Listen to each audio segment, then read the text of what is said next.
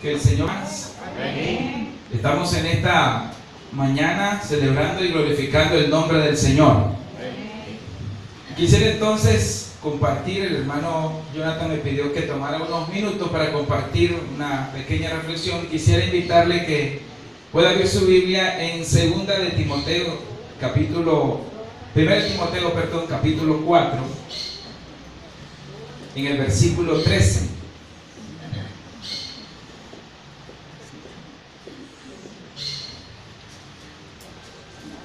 Primero de Timoteo capítulo 4, versículo 13 hasta el 16 vamos a estar leyendo.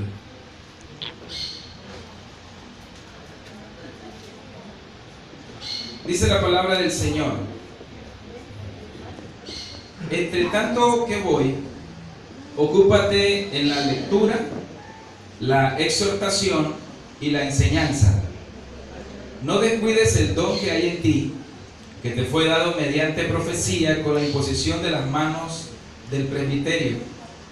Ocúpate en estas cosas, permanece en ellas, para que tu aprovechamiento sea manifiesto a todos. Ten cuidado de ti mismo y de la doctrina, persiste en ello, pues haciendo esto, te salvarás a ti mismo y a los que te oyeren.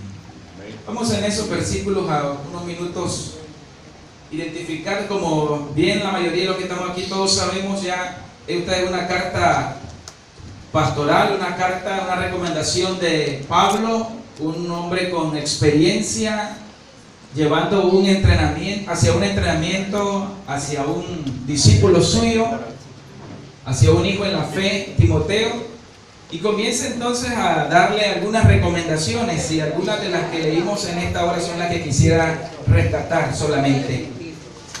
Primero dice el versículo que leíamos, y en los anteriores también habla de algunos requisitos importantes, y uno de los requisitos más importantes que se le exige, se le pide a todo dirigente de la iglesia es ser ejemplo.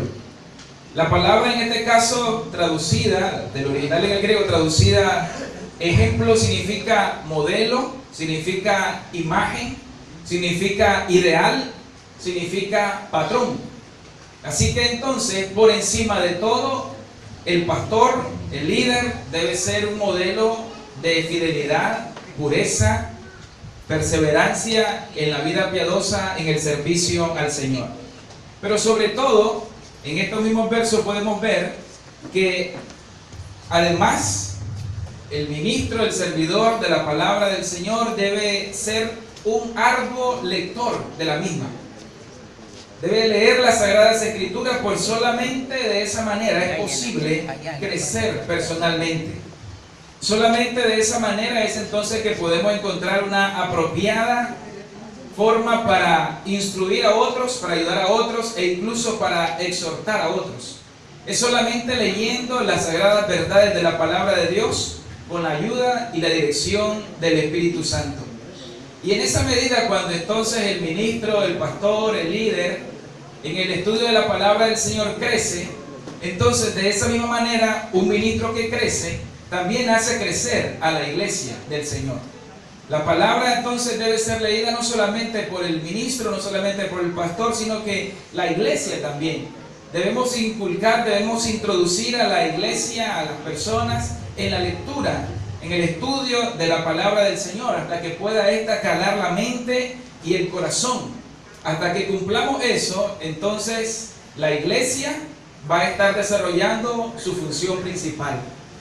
Luego Pablo continúa diciéndole algunas recomendaciones y nos recuerda también a cada uno de nosotros que estamos aquí en el versículo 14 que cada creyente tiene un don.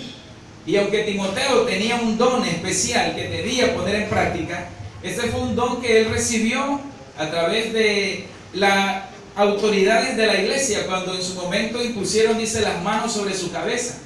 Pero ya como decía el pastor hace un momento, eso no lo hace más a un pastor que al otro, sino que más bien eso lo que desarrolla y significa, o es más bien una señal de relación y de compañerismo con el ministerio que ese pastor va a desarrollar. El apóstol insiste entonces en el versículo 15 que es importante que el ministro estudie la palabra del Señor, que se ocupe en esas cosas, que sea diligente en el estudio de la palabra. En otras versiones dice, reflexiona sobre estas cosas. En otra versión dice, entrégate de lleno a ellas, al estudio de la palabra del Señor. Nosotros no podemos reemplazar o sustituir el estudio de la palabra del Señor con un pequeño o un leve devocional. Nadie que quiere aprender matemática o ciencia, por ejemplo, lo haría a las últimas horas de la noche cuando está cansado. Nadie lo haría en solo las primeras horas de la mañana apenas todavía está dormido. Y nadie lo haría frente al comedor en el momento que está desayunando para tener que salir. De igual manera, el estudio de la palabra del Señor tampoco puede ser a prisa, tampoco puede ser a la hora que uno está cansado, a la hora, sino que tiene que ser y debe entregarse de una manera que entonces la palabra merezca todo el tiempo y también nosotros podamos dedicar concentración mental. Debemos dedicar un tiempo para que podamos entonces asimilar esa palabra que Dios tiene para cada uno de nosotros. Y en esa medida nosotros vamos a ir entonces permitiéndole al Señor que Él pueda ir tomando el control de nuestras vidas.